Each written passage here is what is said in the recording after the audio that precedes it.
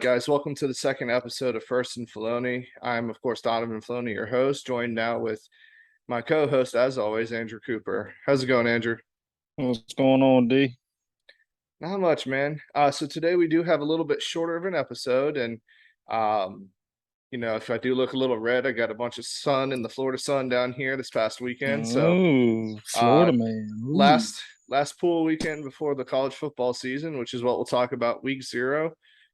We do have 5 games coming up. The 5 games aren't very good, but we do have some decent ones on the horizon. We also will talk a little bit about Heisman candidates as well. But just before we get started, just a few things to kind of cover in the college football world. Quinn Ewers down in Texas did win the starting job officially, the transfer from Ohio State. I think everybody thought it was kind of presumed that would happen anyways. But any thoughts on it? Anything different that you thought from Texas coming out, or? Nah, I definitely thought they would definitely tab him as a starter. Look where he came from, Ohio State. He was mentored by C.J. Stroud, so I think he's going to shock a lot. It's kind of interesting with Arch Manning down there, though. You know what I mean? What's going to happen next year? Right, yeah, that'll be the interesting one next year. Does he transfer again, or does Arch sit for a year? I guess it kind of all depends on the year that he has this upcoming year. Another thing, Michigan looks like they're in the midst of a more in-depth quarterback battle. We have Cade McNamara from last year, and then McCarthy, who was challenging him last year, played a little bit, but it's looking like that they're going to be battling for maybe the first couple of weeks of the season. I got McNamara winning that one. Yeah, I think he has the experience when it comes down to it, but everything that I've read, McCarthy has a better arm and he might be a better fit for Harbaugh's system. So that should be interesting how that kind of plays out. And if it messes up, our theory that they're still going to win their side of the Big Ten to challenge Ohio State. So, No, I'm sure it'll mess ours up. or not challenge Ohio State because I guess they would be in the same division. Excuse me, but They'll meet him in the coming meet him in the coming title second game. place. Yeah. Well, no, they wouldn't. They would. That's the other side. But Oh, okay. and then the last thing, I don't know if you saw it or not, but the Big Ten signed the television deal, 7 years, $7 billion. Did they Um, sign up with Fox? so it's going to be kind of like a bidding war, to my understanding. Each year they'll have like a somewhat like a draft to where certain games will go on certain networks. I could be wrong on that, but it was something very unique with it, and it's the shortest deal of any of the schools. So they'll come up again and sign another one before any other schools do. I think that's good for the Big Ten survival. That just means the Utahs, Notre Dame might make a push in there now, and some other big schools coming into the Big Ten rather than the SEC. We all know what channel up here in Virginia is the Alabama channel, and that's Channel 6 CBS. Yeah, so we'll see. We'll see if that kind of continues. I'd be kind of curious on that as well. Um, okay, so let's go ahead and keep this thing rolling here. Like I said, it'll be a shorter episode this week. But we do want to go ahead and knock out some other things. We do have the Heisman candidates up here, so let me pull those up. The Heisman candidate watch list. I don't have the actual Vegas odds. I did send those to you, but I think they're all kind of straightforward. It doesn't really matter if we look at Vegas odds or not. Number 1, we have, of course, Bryce Young. Um, number 2, CJ Stroud. Number 3, we have Caleb Williams, the quarterback from USC, which I think is an interesting one. Number 4, Will Anderson, the edge rusher from Alabama, who might make might make it in as a defensive player, first time since Manti Te'o and then Charles Woodson. We got Bijan Robinson, the running back from Texas. Jackson Smith Njigba from the wide receiver from Ohio State. And then to kind of just end this out, we have DJ Uiagalelei from Clemson and Tyler Van Dyke from Miami. Any of those Now, kind let of me pique ask your you this. interest, or anybody else you want to kind of point out for that list? So I think it was 4 that I picked that I think is going to be One of them's definitely going to be a sleeper, but hear me out. I definitely got C.J. Stroud from Ohio State, Bryce Young. If healthy, he would. If he stays healthy and Bama wins, he's probably going to repeat. You know how the quarterback list goes. My question mark on that list is definitely going to be DJ, only because Clemson has to play better, in my opinion. In order for DJ to even be considered as a Heisman candidate, they have to win at least 11 games. They can Do you lose think one, but they have to win 11. do you think that quarterback will come in and challenge DJ for the spot? That's what I'm saying too. I mean, if he struggles, let's say he struggles week one against Georgia Tech. I mean, how long of a leash is Dabo going to have on that? You know what I'm saying? I mean, I think the Clay Kubinek dude's like a 5-star. So, yeah, I definitely see that one. I'm gonna tell you who my sleeper is going to be, and you might think I'm crazy. I'm gonna go with Tyler Van Dyke. From Miami, yeah. Yeah, absolutely. I think he's got weapons down there in Miami. He's got a big time arm. But I mean, in order for him to get noticed too, Miami's also going to have to win, and he's going to have to put up ridiculous numbers. But Well, you those had are them my coming out four. of that division, right, to challenge Clemson Oh, at the oh title yeah, game. exactly. Yeah, but I mean, they have to. You know what I'm saying? They Yeah. have to win that side of the conference in order for him to even get noticed, in my opinion. But those would be my four. I would say I like Will Anderson, but I don't see a defensive player. If I had to pick, I think it's going to be Bryce Young. You think it's gonna be Bryce Young again? Well, let me tell you, spitting some facts on this first and Faloney's. The last time a Heisman won back-to-back Heisman's was 1974, 1975 with Arch Griffin. Wasn't your Tim Tebow, wasn't your Trevor Lawrence, wasn't your Massage Watson down there. It was Arch Griffin. And I don't know if that's likely. I like Bryce Young. I think he's a good quarterback. If I had to pick right now, early goings, I'd say CJ Stroud. I love Jackson Smith and Jigma. I think he's by far the best wide receiver out of this upcoming class that'll be out there. But who's throwing them the ball? And we all know for past years this is a quarterback award. So I think I'm going to go with CJ Stroud. I would love to see Will Anderson at least in the top three. Um, Nobody else on that defense, unless one of the freshmen or new people on the other side steps up and sacks, is going to compare it to him. Um, Bijan Robinson, depending on how Texas does, if Quinn Ewers decides he wants to be a good passer, then Bijan might not be out of there, but he's a stud at running back too. But I think it is CJ Stroud. I think Bryce Young, CJ Stroud, Will Anderson are your three that'll be in there. With the Who's caveats your of sleeper? Who's your sleeper? Off the wall pick, wild card. off the wall pick, wild card. I have three. No, you can only De- pick one. I picked one. You got to pick one. well, I'll let you decide which one you want me to take. I have Devin Leary. Sure. Yeah. Okay. I'm being serious. I like your schedule. I have Devin Leary. I have Spencer from Oklahoma State. Those are the two homer picks that I'm gonna go with. If he can get his turnovers down, Spencer's a heck of a quarterback. But I mean my sleeper pick is gonna have to be Jackson Smith and Jigba. I mean, I know I said his name a couple times now, but the only way he'll win it is if CJ Stroud gets hurt. But I can still see him racking up, 1,500, 2,000 yards receiving this year and him at least being in the conversation. So that would be my sleeper pick. It would be a wide receiver, very Do you like the unpopular, Devin? Do you but like the Devin Leary? I do like the Devin Leary aspiration. That's pretty nice of you. I mean, Devin Leary, He like, was look he at was named. Hey, he was named to the Manning Award watch. So I don't if know, they and he put up big numbers. he's got a offensive coordinator that loves passing the ball. They have a solid defense, so why not Tim throw the Beck. ball around? So, I mean, it's possible. I mean, I think it's a long shot, but I think that he could be in the conversation if all goes well for NC State, and especially if they beat Clemson and they beat them convincingly. That's his Heisman moment. That's late in the season, so he'll get the votes. Good. I will say. All right, here. So that's our Heisman candidates. I had coming out. I think CJ Stroud, I think you had Bryce Young winning it. Way too early to tell. So we'll see how that goes in the future here. But we'll go ahead and get started with our game picks. Like I said, we had 5. Next week we'll have 10. We'll try to do 10 a week. If there are some extra good ones, we'll throw an extra one out there.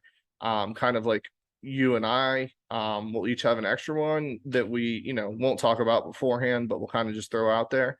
But we'll go ahead and get started with these 5. Week 0 is notoriously known for bad football. There's only one true Power 5 versus Power 5 conference. That's the last game that we'll go over. That's actually the game I'm most excited for. But the first one we have is, let me pull it up here real quick. I apologize. This was already.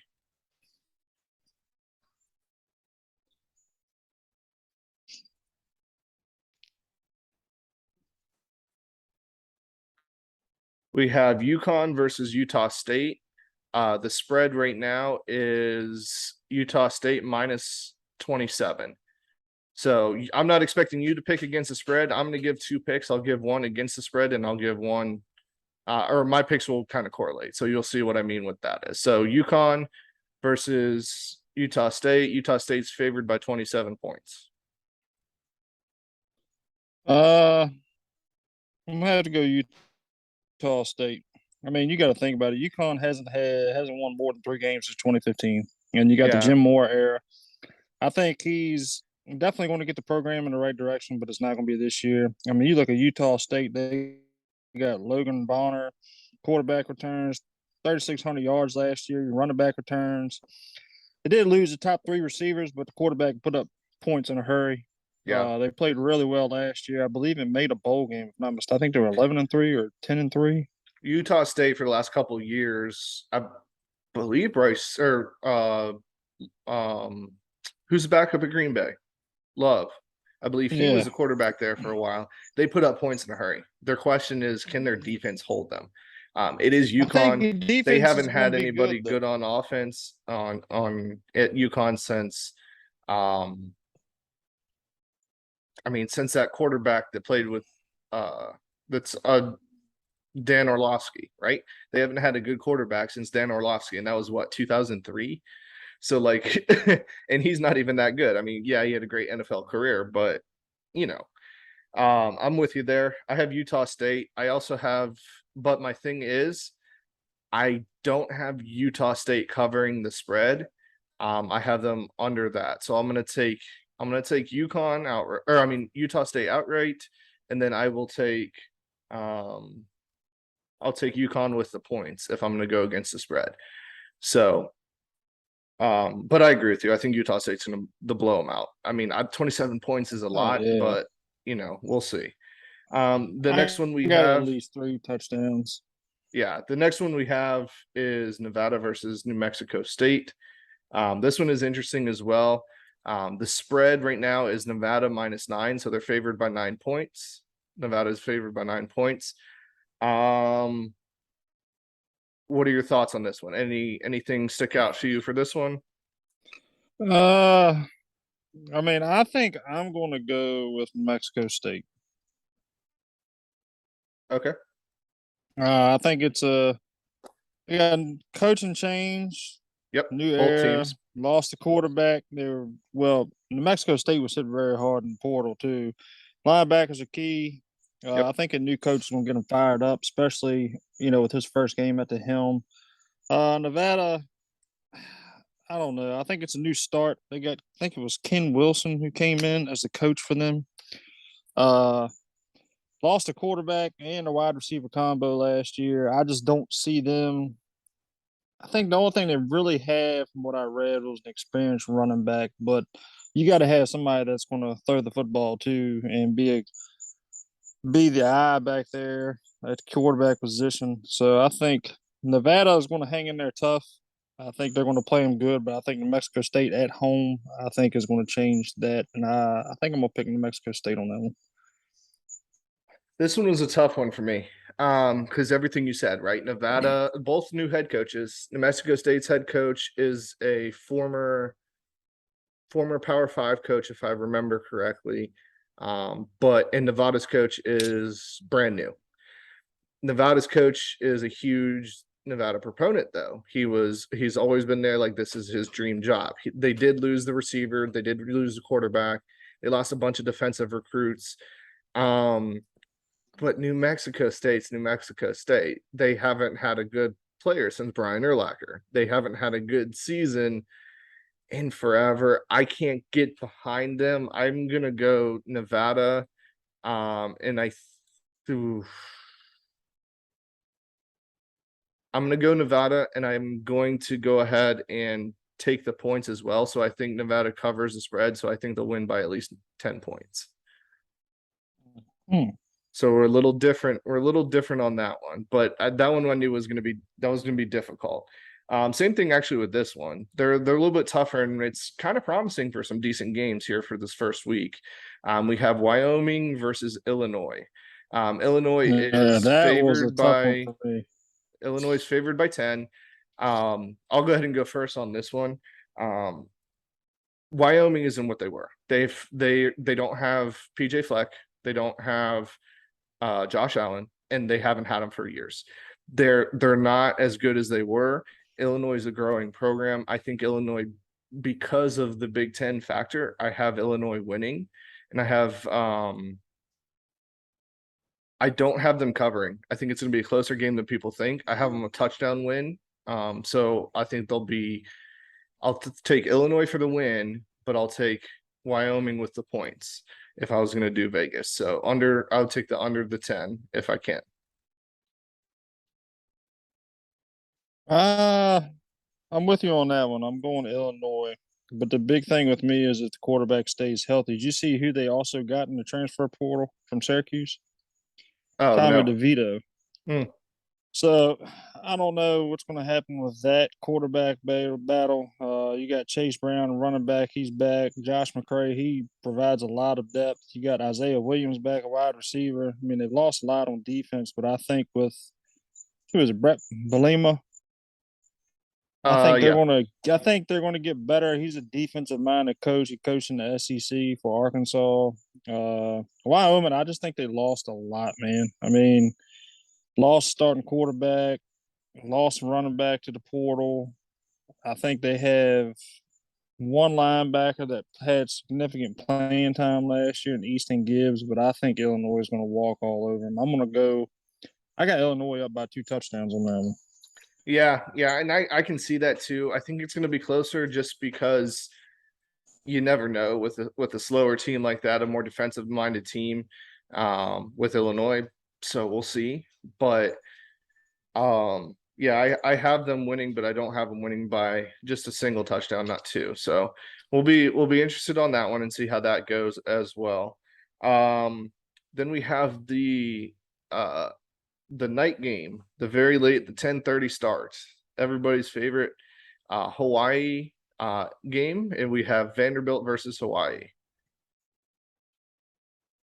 Uh, See, this one was a tough one for me too, because Hawaii got their ex-player, uh, Coach Uh, Chang. so He returns. They got 4 starters coming on offense. They got a few coming back on defense, but I think it's going to be tough for them. And the only reason why is because Vandy went to that dual threat quarterback. 3 starters are coming back on the offensive line. They don't fare well in the SEC, but they do have an SEC caliber of defense, and I think that's going to play off well for them, only because of the talent that they see and that coaching staff has seen. So I think I'm going to take Vandy by. I'm going to give Vandy 2 touchdowns on that one. yeah, I think Hawaii is going to come out firing, but I think it's. I think after the first quarter gets settled out, I think Vandy's going to pull away. they're favored by 8 points right now. Vanderbilt's favored by 8 points. I forgot to mention that as well. But I agree. I just can't. Hawaii's not there. I think they have a chance to do something every year.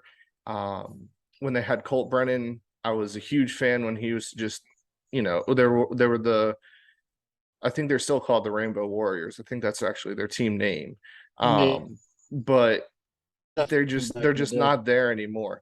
The only thing that I have right now that I'm kind of considering and why I think this might be closer than most people think is the Hawaii factor. I mean, Vanderbilt, yes, middle of Nashville, you know, the East Coast Vegas, whatever you want to call it. So they should be decent on like, living in that party town and stuff like that. But I mean, Hawaii has the beaches. It's Hawaii. So it's kind of like a vacation for these college kids that's going to be all expense paid. I know they're there to play football, but like, come on, they're going to be at the beach. They're going to be going to all the different things. Um, as of right now, I do have Vanderbilt winning as well, and I do have them winning by more than 8 points. I'm going to take them and the points. So Vanderbilt -8. I'm going to go ahead and lock that in as well. So we're both in agreement there. I think it's going to be tough. The only reason why I think it's still going to be. I say it's going to be close, but I still think they're going to win by more than 8, just because Vanderbilt's SEC, like you said, they're Oh yeah. SEC. I'll take any SEC school almost against any other conference, and that's sad, but that's just the way that it is. Um, so we'll see there.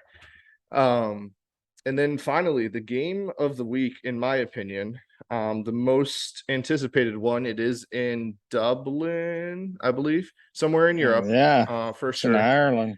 We do have, which is interesting. It's in Ireland with these two teams. You would think Notre Dame would be over there, but I can double check if it's in Ireland. I might be looking to fool on myself. I just know it is in Europe.